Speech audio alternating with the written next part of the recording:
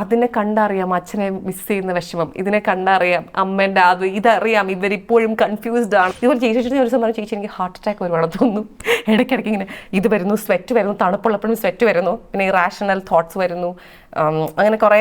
അപ്പം ചേച്ചി പറഞ്ഞു, കാനി ഇത് പാനിക് അറ്റാക്കാണ്, നീ ഗൂഗിൾ ചെയ്തൊക്കെ. അപ്പം ഞാൻ നോക്കുമ്പോൾ അതിൻ്റെ സിംറ്റംസ് അതുപോലെ എഴുതിയിരിക്കുന്നു, 2004-05 ആ സമയത്തെന്തോ ആണ്. അപ്പോൾ എനിക്ക് എൻ്റെ മെൻ്റൽ ഹെൽത്ത് വെച്ചിട്ട് തോന്നിയിട്ടുണ്ട്, എൻ്റെ മെൻ്റൽ ഹെൽത്ത് എപ്പോഴും സ്റ്റഡി ആയിരിക്കുന്നത് സെയിം റുട്ടീൻ, സെയിം ആൾക്കാരും സെയിം കാര്യങ്ങളിൽ ഇടപെട്ടിരിക്കുമ്പോൾ എൻ്റെ മെൻ്റൽ ഹെൽത്തിന് ഒരു കുഴപ്പമില്ല. എൻ്റെ മെൻ്റൽ ഹെൽത്ത് ഷിഫ്റ്റ് ആവുന്നത് അല്ലെങ്കിൽ എൻ്റെ ബോഡിക്ക് അത് അഡാപ്റ്റ് ചെയ്യുന്നതിൻ്റെ പ്രശ്നം ഫിസിയോളജിക്കലി തിയറിറ്റിക്കലി എനിക്കൊരു പ്രശ്നമില്ല ഞാൻ ആലോചിക്കുമ്പോൾ. പക്ഷേ അതൊരു ബോഡിക്കത് ഒരു മാറ്റം to another place, new people, അവിടെ ഒരു ഇത് ഉണ്ടെന്ന് അറിയാം. പക്ഷെ ഞാൻ അതിനെ എക്സ്പീരിയൻസ് ചെയ്യുന്നത് അത് അവരുടെ ശരി, ഇത് എൻ്റെ ശരിയായിട്ട് എക്സിസ്റ്റ് ചെയ്യാൻ പറ്റത്തുള്ളൂ.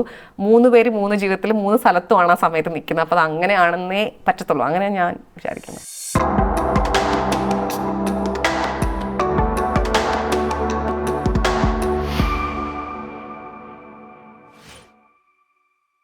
നമുക്കൊരു ചെറിയ കാർഡ് ഗെയിം കളിക്കാം. ചൂസക്ക ഞാൻ നോക്കേണ്ടതാണ്. വെനസസ് കാർഡ് ഗെയിം ആണ്. എന്താണിത്? അത് വായിക്കൂ. Simplicity is key. Simplicity is key. ഇത് കേക്ക് വായിക്കുമ്പോൾ എന്തെങ്കിലും മനസ്സിൽ വരുന്നുണ്ട്? Simplicity is key. Being simple is important. എനിക്ക് തോന്നുന്നു for you it's not about simplicity, it's about keeping things simple. ആണോ? Or complicated? പറയൂ, whatever comes to your mind. എനിക്കങ്ങനെ എൻ്റെ ജീവിതത്തിൽ ഒന്നും കോംപ്ലിക്കേറ്റഡ് ആയിട്ട് തോന്നുന്ന ഒരാളല്ല ഞാൻ. എന്ത് പറയുമ്പോഴും എനിക്ക് തോന്നുന്ന ആളുകൾ, ഞാൻ ഇന്റർവ്യൂ പറയുന്നത് ആളുകൾ എന്തെങ്കിലും പറയുന്നതാണെങ്കിലും നേരിട്ട് സംസാരിക്കുന്നവർ അത് പറയാറില്ല.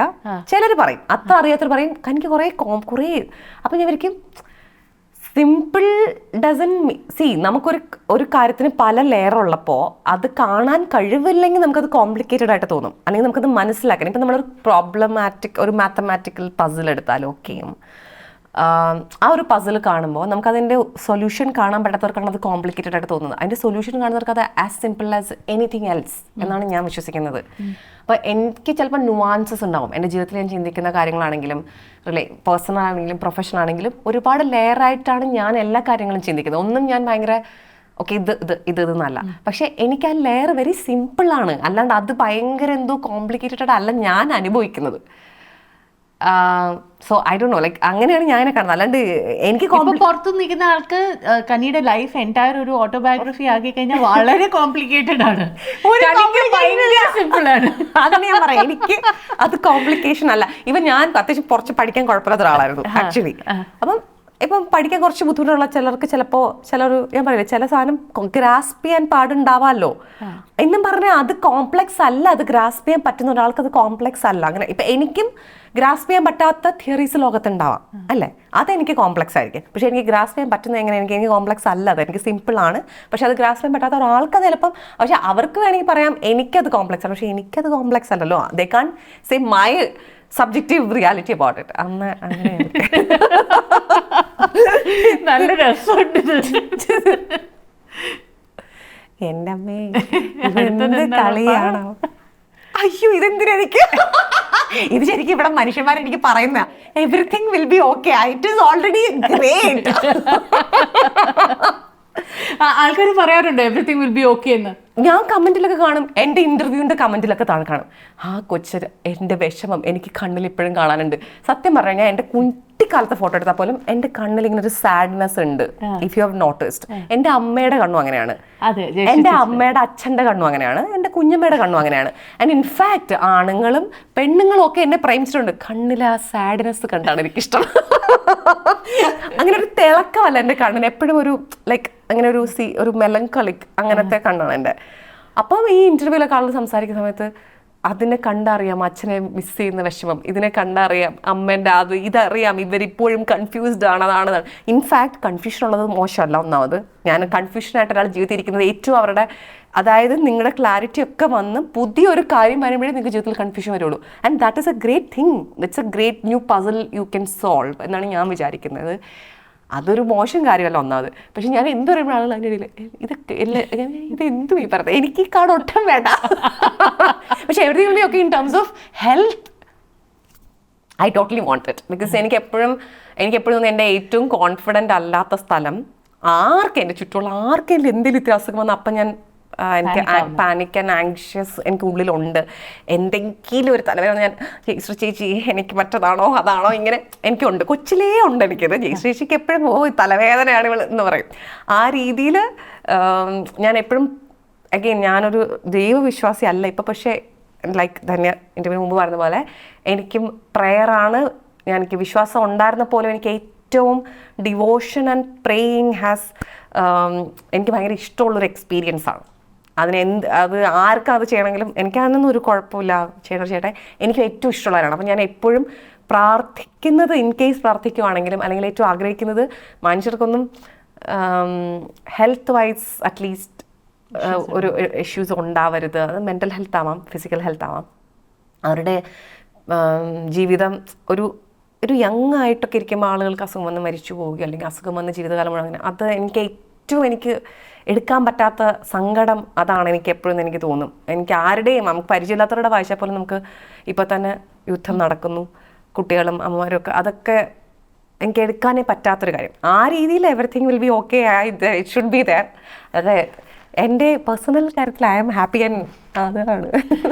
Have you ever dealt with mental health issues? എന്തെങ്കിലും mental health issues ഡീൽ ചെയ്തിട്ടുണ്ടോ? ഉണ്ട്. And how did you tackle it? അതെങ്ങനെയാണ് ഡീൽ ചെയ്തത്?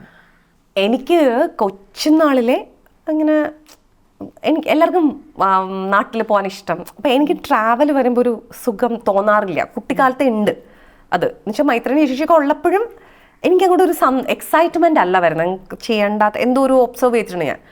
പിന്നെ അത് വലുതായ സമയത്ത് നമ്മൾ ഈ സിനിമയുടെ ഒക്കെ നാടകത്തിൻ്റെ തന്നെ പോകുമ്പോൾ എനിക്ക് അത്രയും കുഴപ്പമില്ല. കാരണം നമ്മളെല്ലാവരും ഒരുമിച്ച് ചെയ്യുന്നു, ഞങ്ങളെല്ലാവരും കൂടിയാണ് യാത്ര ചെയ്യണേ. സിനിമയ്ക്ക് നമ്മൾ ഇൻഡിവിജ്വലി ചിലപ്പോൾ ചെയ്യുന്നു തിരിച്ചു വരുന്നു അങ്ങനെയൊക്കെ. അപ്പോൾ അങ്ങനത്തെയൊക്കെ ട്രാവലിൻ്റെ സമയത്ത് എനിക്കൊരു ഉറക്കം ശരിയാവുന്നില്ല. ഈ ട്രാവൽ ചെയ്യുന്നതിന് 2 ദിവസം മുമ്പേ എൻ്റെ ഉറക്കം കുളമാവും.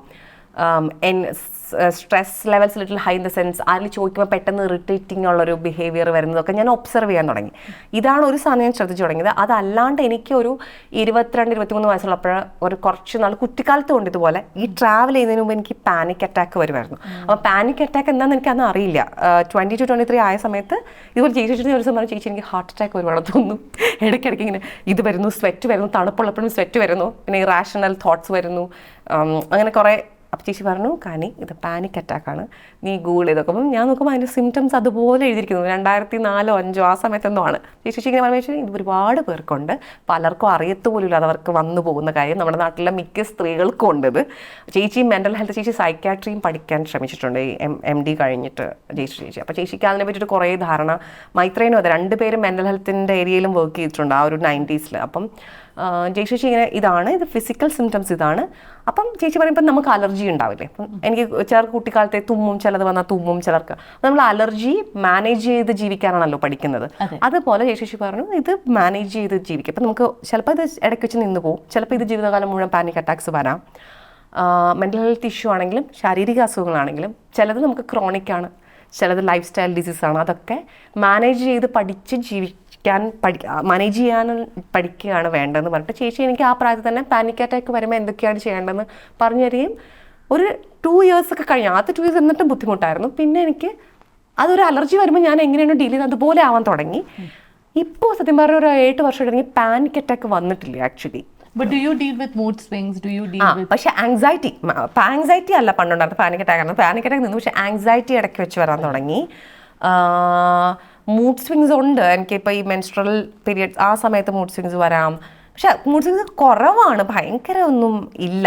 ശരിക്കും പറഞ്ഞാൽ കഴിഞ്ഞൊരു 3-4 years ആയിട്ട് എൻ്റെ അങ്ങനത്തെ എല്ലാം സബ്സിഡൈസ് ഭയങ്കരമായിട്ട് കുറഞ്ഞു എൻ്റെ മെൻ്റൽ ഹെൽത്ത് ഇഷ്യൂസ്.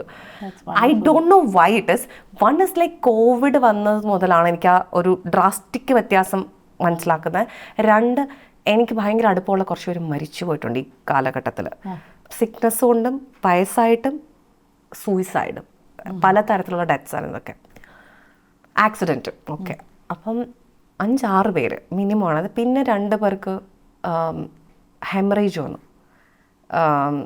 അതും യങ് ആയിട്ടുള്ള 2 പേർക്കാണ്. 2 സിറ്റുവേഷനിലാണ്. അപ്പോൾ അവർ ഓൾമോസ്റ്റ് കയ്യിൽ നിന്ന് പോകും എന്നുള്ള അവസ്ഥയിൽ ഒരാൾക്ക് പിന്നെ കേൾക്കാൻ വയ്യ, മിണ്ടാൻ വയ്യ, കോഹറൻസ് നഷ്ടപ്പെടും. അപ്പം one of my closest friend അതും.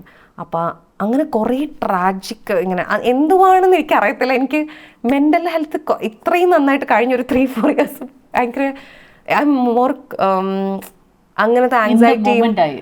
I don't know if it's in the moment. I see it is a very physiological thing also. It is, these symptoms comes very physiologically as well. അതൊന്നും വരുന്നില്ല ഇപ്പം, കുറച്ച് കുറവാണ്. പക്ഷേ travel anxiety ഇപ്പോഴും ഉണ്ട്. Travel എനിക്ക് എപ്പോഴും ഉള്ളതാണ്. എനിക്ക് ഇഷ്ടമല്ല ട്രാവൽ ചെയ്യാൻ, ഇഷ്ടമേ അല്ല. എൻ്റെ വീട്ടിലിപ്പോൾ ഞാൻ 3 മാസമായിട്ട് ഗോവയിൽ ഞങ്ങൾ ആനന്ദും ശ്രേയ ഞങ്ങൾ എല്ലാവരും താമസിക്കായിരുന്നു. One of the best time in my life. And വരാൻ നേരത്തെ ഞാൻ എന്തിനാണ്, ഞാൻ തന്നെയാണ് ഈ ഷൂട്ട് വരുന്നത്, ഞാൻ വരട്ടെ ഇതൊക്കെ ചോദിച്ച് വന്നത്. അതിന് കാരണം എനിക്ക് വർക്ക് ചെയ്യണമെന്നുണ്ട്, പക്ഷേ ട്രാവൽ ചെയ്യാൻ വയ്യ. ആ ഒരു മാറ്റം. I love A routine, I love the same thing. അപ്പോൾ എനിക്ക് എൻ്റെ മെൻ്റൽ ഹെൽത്ത് വെച്ചിട്ട് തോന്നിയിട്ടുണ്ട്, എൻ്റെ മെൻ്റൽ ഹെൽത്ത് എപ്പോഴും സ്റ്റഡി ആയിരിക്കുന്നത് സെയിം റുട്ടീൻ, സെയിം ആൾക്കാരും സെയിം കാര്യങ്ങളിൽ ഇടപെട്ടിരിക്കുമ്പോൾ എൻ്റെ മെൻ്റൽ ഹെൽത്തിന് ഒരു കുഴപ്പമില്ല. എൻ്റെ മെൻ്റൽ ഹെൽത്ത് ഷിഫ്റ്റ് ആവുന്നത് അല്ലെങ്കിൽ എൻ്റെ ബോഡിക്ക് അത് അഡാപ്റ്റ് ചെയ്യുന്നതിൻ്റെ പ്രശ്നം ഫിസിയോളജിക്കലി, തിയറിറ്റിക്കലി എനിക്കൊരു പ്രശ്നമില്ല ഞാൻ ആലോചിക്കുമ്പോൾ. പക്ഷേ അതൊരു ബോഡിക്കത് ഒരു മാറ്റം to another place, new people, അവിടെ ഒരു ഇത് ഉണ്ടെന്നറിയാം. അത് I have learn to manage how to live with it. പിന്നെ കൂടെ ഉള്ള ആൾക്കാരുടെ അടുത്ത്, പുതിയ ആൾക്കാരെ അവരോട് പറയും, എനിക്ക് ഇങ്ങനെയൊക്കെ ഉണ്ട്, അപ്പം എൻ്റെ ബിഹേവിയറിൽ എന്തെങ്കിലും തോന്നിയ അതാണ്, അങ്ങനെയാണ് നിങ്ങൾക്ക് തോന്നി എന്നോട് ചോദിക്കാം, അപ്പം ഞാൻ പറയാം അതാണെങ്കിൽ. അപ്പോൾ അതിനെ എന്നെ എൻ്റെ വഴിക്ക് ഒരു ഇത്തിരി നേരം വിടുക, അങ്ങനെ I just learn to live with it.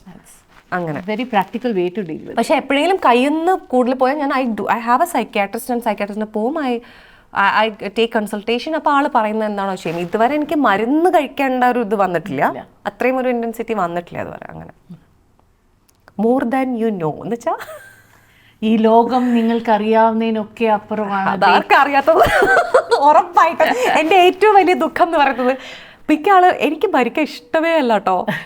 ഞാൻ ആരും ഭരിക്കാം എനിക്ക് വെച്ചാൽ, ബിക്കോസ് എനിക്ക് നമ്മുടെ ഈ കോൺഷ്യസ്നെസ് എനിക്ക് എന്നും വേണം. ഞാൻ ചോദിക്കും ഇനി എന്തൊക്കെ കണ്ടുപിടുത്തങ്ങൾ വരും, എന്തൊക്കെ കാര്യങ്ങൾ, എന്തൊക്കെ പാട്ട്, എന്തൊക്കെ ഉണ്ടാവും, അതൊന്നും കാണാൻ പറ്റുന്ന ചത്തോലും ഈശ്വര.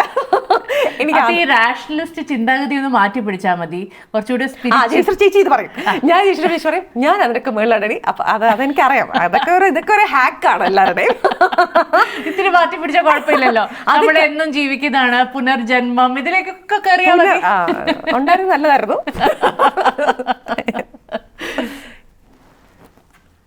Work for it. എന്തിനാണ് ഇത്രയും വർക്ക് ചെയ്തിരിക്കുന്നത്? What have you worked for, or what is it that you need to work for?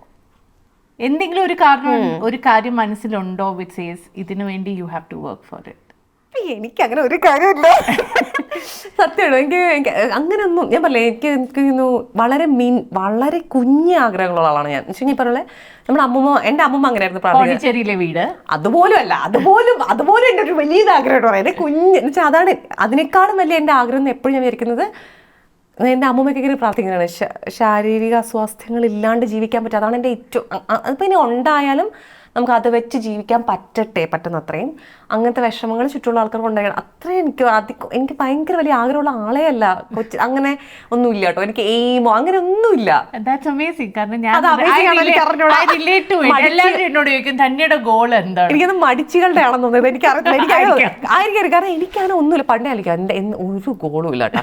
എന്തെങ്കിലും ഒരു ഗോൾ ഉണ്ടാകുന്നതാണ്, ഒരു വീട് വെക്കാം, അതാണ് എൻ്റെ ഏറ്റവും വലിയ ഗോൾ. പിന്നെ എനിക്കറിയാം ഇപ്പോഴത്തെ രാഷ്ട്രീയ സാഹചര്യങ്ങൾ വെച്ച് വീടിലൊക്കെ അർത്ഥമുണ്ടോ എന്ന് എനിക്കറിയത്തില്ല.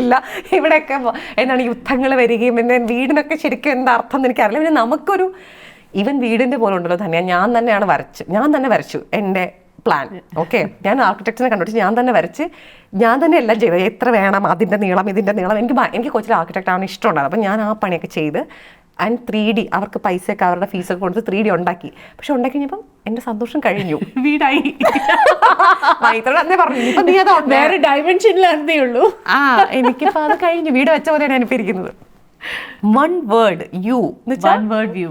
If you have to describe yourself in one word, എന്തായിരിക്കും? അയ്യോ ഇതിലൊക്കെ ഞാൻ വളരെ മോശമാണ് ഇങ്ങനെയൊക്കെ പറയാൻ. വൺ വേർഡോ? ഏറ്റവും അടുത്ത് നിൽക്കുന്ന ഒരു വേർഡ് പെട്ടെന്ന് മനസ്സിലായത്? ഏറ്റവും അടുത്ത് എപ്പോഴും ലവ് എനിക്ക് ആദ്യം വരുന്നത്. എനിക്ക് love is the only word. Like ഇപ്പൊ എന്റെ ഏറ്റവും യൂസ്ഡ് സ്മൈലിയും ലവ് ആയിരിക്കും, അങ്ങനെ. ലൈക്ക് അതല്ലാതെ പക്ഷെ ഐ കാൺട്ട് സേ ദാറ്റ് ഞാൻ സ്നേഹത്തിന്റെ പ്രതീകമാണെന്ന് എനിക്ക് പറയാൻ വയ്യ, അങ്ങനെയല്ല. പക്ഷെ എനിക്ക് തോന്നുന്നു എനിക്കൊരു അൺകണ്ടീഷണൽ ലവ് ആൾക്കാരുടെ അടുത്തുണ്ട്, വിത്തൗട്ട് എനി ഒരു ആദ്യമേ ജഡ്ജ് ചെയ്ത് അങ്ങനെ ഇല്ല എനിക്ക്. പക്ഷേ എനിക്ക് അതിനേക്കാളൊക്കെ ഞാൻ എനിക്ക് I am very straightforward. ലവൊക്കെ ഒരു ഇമോഷൻ എന്നുള്ള രീതി പറയുന്നല്ലാണ്ട് നേരത്തെ പറഞ്ഞില്ലേ ഫിൽറ്റർ ഇല്ലാണ്ട് ഞാൻ എന്താണ് അത് പറയണ അതാണ് അത് ഇതുവരെ മാറിയിട്ടില്ല.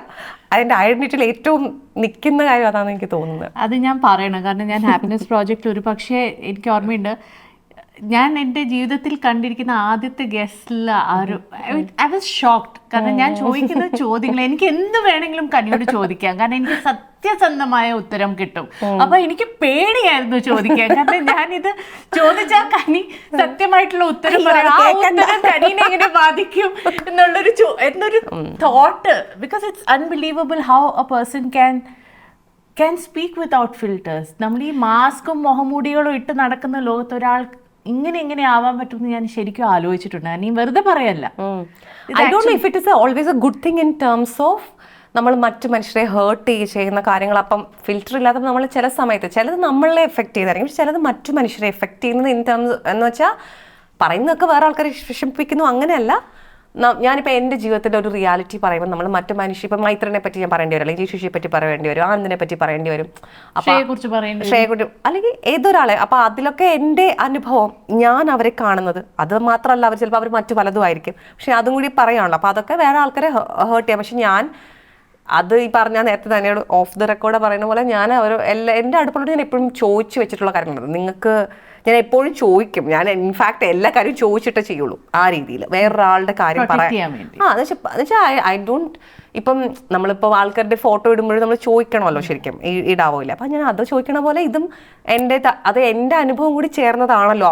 ഇപ്പം ഞാനും ആനന്ദുമായിട്ടുള്ള എൻ്റെ കാര്യം എന്ന് വെച്ചാൽ ആനന്ദും ചേർന്നാണെങ്കിലും ഞാനും ഉണ്ട്, അത് എൻ്റെ ലൈഫ് എക്സ്പീരിയൻസും ആണ്. അപ്പം എനിക്കും ഉണ്ട് റൈറ്റ് അത് പറയാൻ. പക്ഷേ ഞാൻ ചോദിക്കാം, ആനന്ദ് ഞാൻ അങ്ങനെ പറയട്ടെ, do I have the freedom to interpret the way ഞാൻ എക്സ്പീരിയൻസ് ചെയ്ത്. അപ്പം അല്ലെങ്കിൽ ശ്രേയോട് ഞാൻ ചോദിക്കാം, അല്ലെങ്കിൽ മൈത്രേനോട് ജയശ്രീ ചെയ്യണം. അത് ഞാൻ നേരത്തെ പറയാം, ജയശ്രീ ചേച്ചിയുടെ ആ ലൈഫ് ഇതിപ്പം ചേച്ചിക്ക് ഷോക്ക് പോലെ ആയിരുന്നു എന്ന് ചേച്ചി പറഞ്ഞത്. അതല്ല എൻ്റെ എക്സ്പീരിയൻസ്. മൈത്രേയൻ ആ കുടുംബം അതേ അല്ല. എനിക്ക് I always prepared me for that എന്നുള്ളത് ആണ് എൻ്റെ ജേർണി. പക്ഷേ അതൊരിക്കലും ജയശ്രീ ചേച്ചിയുടെ എക്സ്പീരിയൻസിന് കളർ ചെയ്യാൻ പറ്റുന്നതല്ല. That is hers and I completely respect it and value that and that is Har reality എന്ന് തന്നെയാണ് ഞാൻ വിശ്വസിക്കുന്നത്. ഇതിൽ മൈത്രേൻ്റെ മറ്റൊന്നായിരിക്കും, അത് കോ എക്സിസ്റ്റ് ചെയ്യാൻ പാടാണ്. ഇൻ എ വെരി ഇമോഷണൽ സ്പേസിൽ നമുക്ക് അങ്ങോട്ടും ഇങ്ങോട്ടും ഇല്ല ഞാൻ പറഞ്ഞതായിരുന്നു ശരിയെന്നും നീ പറയുന്നതല്ല ശരിയെന്നും വരും. പക്ഷെ ഞാൻ അതിനെ എക്സ്പീരിയൻസ് ചെയ്യുന്നത് അത് അവരുടെ ശരി, ഇത് എൻ്റെ ശരിയായിട്ട് എക്സിസ്റ്റ് ചെയ്യാൻ പറ്റത്തുള്ളൂ. 3 പേര് 3 ജീവിതത്തിൽ 3 സ്ഥലത്തുമാണ് ആ സമയത്ത് നിൽക്കുന്നത്. അപ്പോൾ അത് അങ്ങനെയാണെന്നേ പറ്റത്തുള്ളൂ. അങ്ങനെ ഞാൻ വിചാരിക്കുന്നു. കനി എന്തെങ്കിലും ഒരു ബുക്ക് എഴുതണം, മടിച്ചുകളുള്ളതല്ല, റെക്കോർഡ് ചെയ്ത് ആർക്കെങ്കിലും അയച്ചു കൊടുക്കുക, എന്നിട്ട് ഇതൊക്കെ ഒന്ന് എഴുതി വെക്കും. And I hope to see you soon. Okay.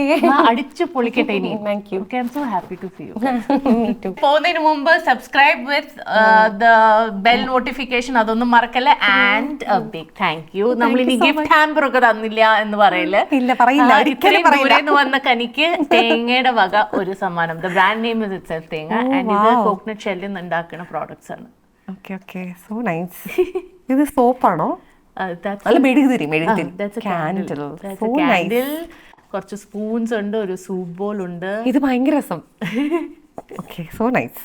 തേങ്ങ അല്ലേ? ഞാൻ ഫ്രിഡ്ജ് മാഗ്നറ്റ്, കുറച്ച് സ്പൂൺസ്. ഇതിനു വേണ്ടി ഞാൻ ഇനി ഫ്രിഡ്ജ് മേടിക്കേണ്ടി വരുമോ? ഫ്രിഡ്ജ് കൊണ്ട് വീട്ടിൽ ഞാൻ പറഞ്ഞ ചാളു അടിക്കാൻ വേണ്ടി. Thank you. So nice.